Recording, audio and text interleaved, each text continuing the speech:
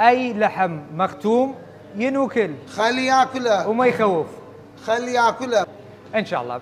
مشاهدينا الكرام، متواجدين في شارع قدس في محافظه كركوك.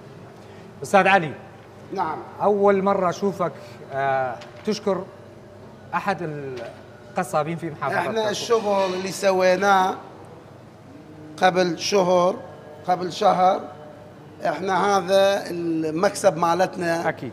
شنو؟ احنا نحافظ على اهالي كركوك بكل قومياته. صح. ماكو يمنا فرق. هذا المحل هو كله جايبه من المجزره، كله ابو ختم. صح. هاي الختم شنو يدل احنا عندنا بالمجزره كركوك عندنا اطباء بيطريين لزنا قاعدين هناك. نعم. هم يسوون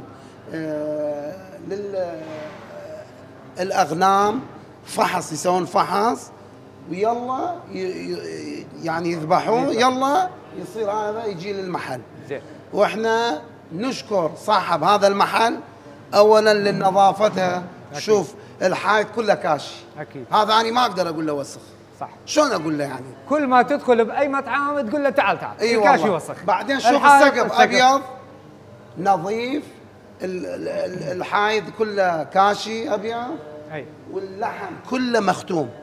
صح. وكله بالبراد، حتى خلي الكاميرا يشوف هنا. هاي البراد فوق، اخاف يقول هذا ليش عنده باب؟ هذا مو باب، عنده هذا براد. هاي سبلت عنده. صح.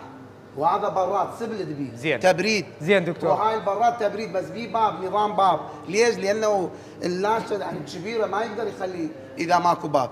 اي لحم مختوم ينوكل خلي ياكله وما يخوف خلي ياكله ان شاء الله.